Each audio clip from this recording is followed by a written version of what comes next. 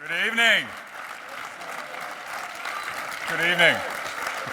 Thank you very much, Antonio. Thank you all very much. Please go back to your dessert. And thank you to Mickey, who has a legacy of bringing people together. It's truly an honor to be here, Mickey.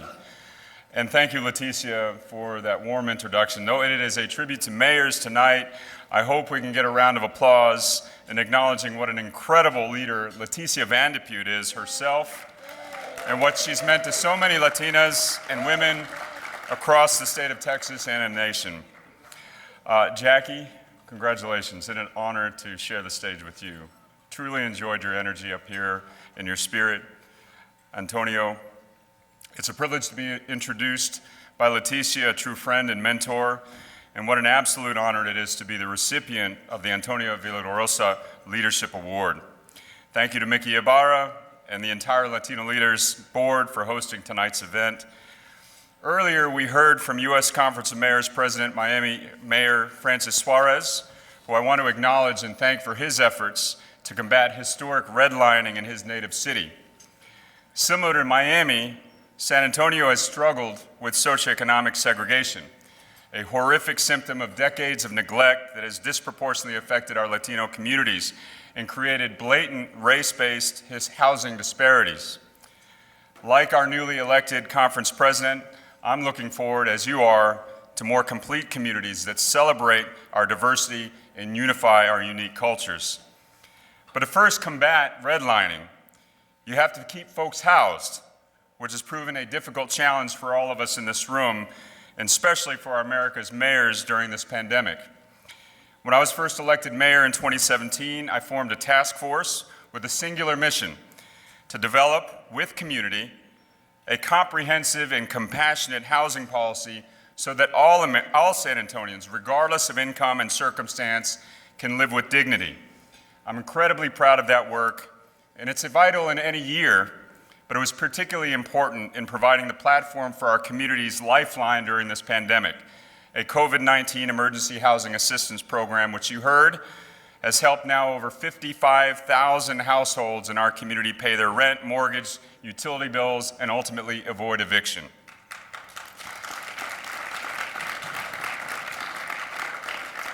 So let me acknowledge the work of the Biden administration.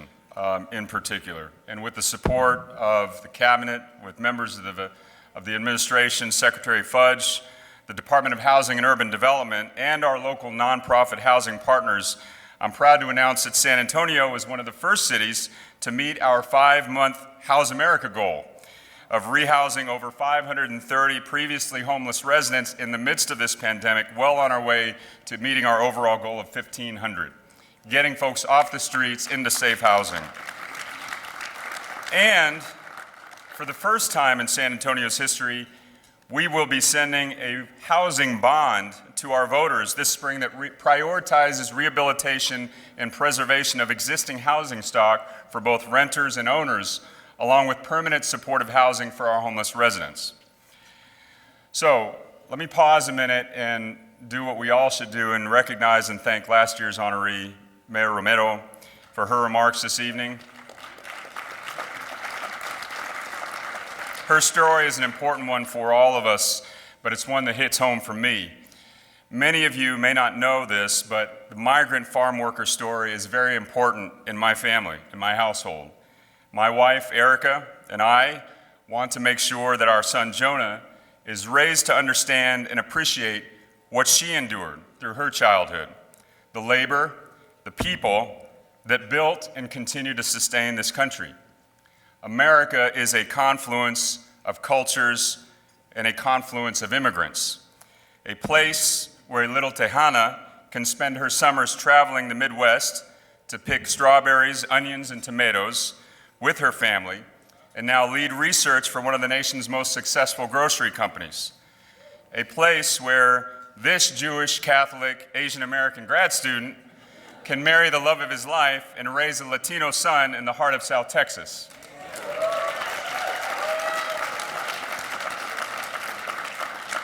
And it's a privilege to join a cohort of mayors that have such diverse backgrounds, but a shared understanding of the struggles our communities face each and every day.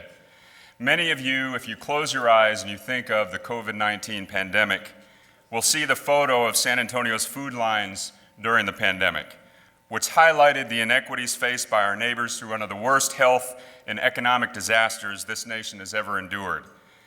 That's also the story of America, a place where, despite some of the best economic times in a generation, tens of thousands of San Antonio families, millions of American families, were one event away from the brink, one event away from needing our food banks to feed their children. The COVID-19 pandemic became that event for all of them. It was so clear to us then, and it's still what keeps me up at night, and it is our collective challenge moving forward. We cannot let ourselves forget those images. We cannot go back to the way things were. Like every mayor and elected official in this room, I believe in my city. I believe in my residents. But in San Antonio's case, I believe firmly that the inequalities didn't appear overnight, didn't happen on their own, and certainly weren't caused by the pandemic. We had not provided our people enough opportunities to thrive in their own homes. So in the summer of 2020, in the height of the pandemic, we rededicated ourselves to breaking cycles of generational poverty through workforce development and education to train San Antonians for higher paying, in-demand jobs, ones that could sustain their entire families. Economic opportunity, economic mobility is the American dream, and we won't let it get extinguished. I was criticized heavily for calling an election to dedicate a portion of sales tax to workforce development and college degree completion in the middle of a pandemic, but I saw a rare opportunity to invest in our people without a tax increase and without additional fees. Ultimately, as you heard from Senator Vandepute, 77% of San Antonio voters approved the proposition, delivering a clear victory that will allow us to invest nearly $200 million over the next 4 years to drastically alter the trajectory of tens of thousands of San Antonio's working families. Leveraging federal dollars, we've already begun a pilot initiative that has helped 9,500 residents through the intake process and enrolled over 4,500 in training programs and allowed hundreds to start work in higher paying healthcare, manufacturing, construction, trades, IT, business administration careers. And perhaps most importantly, a vast majority of our program's participants are women of color living at or below the poverty line, the demographic most impacted by this pandemic in any city that you're in. As mayors, we are best positioned to address the unique needs of our city. Throughout this public health crisis, we have routinely advocated for the authority and flexibility to implement local measures with the utmost care, which is why I'm thrilled to be joined by Louisville Mayor Greg Fisher, who has been instrumental in helping our nation's cities shape policy through compassion. Thank you, Greg. But as a mayor of the largest Hispanic majority city in the nation, I'm especially proud to be honored with a tribute whose namesake is considered one of our nation's most prominent Latino voices. So Antonio, thank you for everything you've done to lift up Latino leaders and those who lead Latino cities throughout our nation. And that is because America's mayors recognize that with the American Rescue Plan, the recently passed bipartisan infrastructure law, and the enormous potential with the Build Back Better agenda, coupled with our own innovative local initiatives, we have a once-in-a-generation opportunity to invest in both the physical and human infrastructure that is certain to make our communities, as we have stated and dreamt and promised, more resilient, more sustainable, and more equitable. When city halls across the nation see their fair share of politics, the people in this room can agree that it's not Republican work, it's not Democratic work, it's a mayor's work, it's American work. I'm grateful to work alongside a coalition of mayors who have come together in unprecedented crisis to address our nation's most urgent needs. So I'd like to thank again the local elected officials in this room and around the country for being constant in a time filled with seemingly never-ending streams of unknowns. But through those unknowns and the uncertainties, and a shout out to our great friends in Texas who are by our sides every day, one thing is sure: America's mayors will continue to work for you. Thank you again. Enjoy the evening. And Mickey, may I have a point of personal privilege? I want to thank Angie because she evoked a great San Antonian, Henry Gonzalez, our former congressman, rest his soul, someone who we still see as one of our foremost leaders in San Antonio. My first meeting I ever had in my office as a newly elected city council member was with Charlie. And Charlie handed me a card, and I laminated it so I can have it in my wallet at all times. I take it out when the occasion strikes, and it struck me tonight. And I want to read you what's on this card that Charlie gave me. It's Henry's image on it. It says, "In my time, I've had the honor to be vilified for standing up against segregation. I've had the privilege of being a thorn in the side of unprincipled privilege and the great joy of being demonized by entrenched special interests. What I care about is what you care about: decency, justice, and an abhorrence for what is wrong and an intolerance for mediocrity. I am an American without prefix, suffix, apology, or any other kind of modification. I never believed that the way to win equality is through separation." Thank you, Angie, for calling Henry's name. God bless you all. Have a great evening.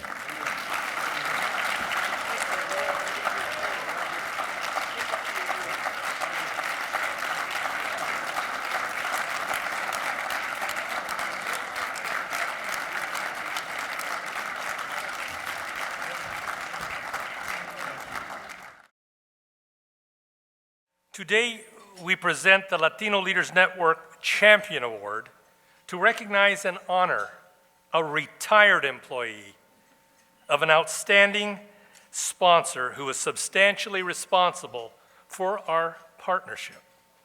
During her 14-year career, Jackie O'Garrow, a key member of the Community Affairs team at Bank of America, before retiring in 2020, served as a key corporate link responsible for assisting Angie Garcia Lathrop with the Latino Leaders Network partnership.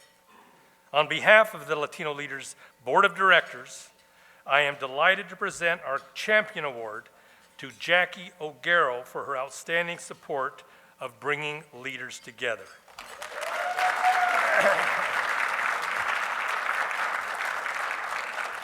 Oh my goodness.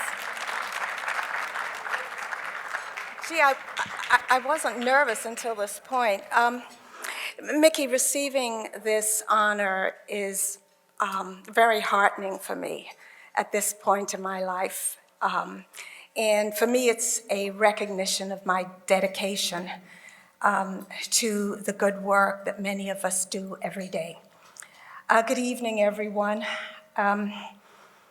And a good evening to our speakers tonight, Mayors Fisher, Suarez, Romero, the Honorable Antonio Villaraigosa, Leticia Vanderpute, and tonight's honoree, Mayor Nirenberg. We are all defined by our personal circumstances, and hearing the personal stories and challenges of mayors and honorees over the past 12 years has been totally inspiring. Their experiences defined their public service, and at times of challenges provided them with the tools to meet the day. The spirit and unity of these men and women have brought to their office sets example of responsibility for public service, to be the caretakers and serve all members of their communities. My family and I immigrated when I was 9 years old. My parents wanted the best for their children and believed that America was the land of opportunity. We endured all of the experiences of an immigrant family living in a large city, New York. Those experiences to find who I felt I should be. Throughout my professional life, I've been driven by those circumstances, honoring the challenges and the fortunes that have come my way and pledging to be a mentor and an advocate. Not everyone has the warmth and support of a loving family, the safety of a decent and affordable home, and the opportunity and stroke of good luck that I benefited from. I had a great employer in Bank of America with leadership that believed in the principles of environmental social governance. Brian Moynihan, Anne Finucane, who has since retired, and Andrew Plepler built and guided that mission. And I, as an employee, had the responsibility to listen to the needs of our partners and determine how best the bank's resources could be utilized for social good. I couldn't have done that alone. My job was made easier because I had the good fortune of working with some very impressive colleagues, including Katie McQuaid, Becky Donnelly, Ana Velia Santos, and Reda Andino. But my greatest gratitude goes to Angie Garcia Lathrop.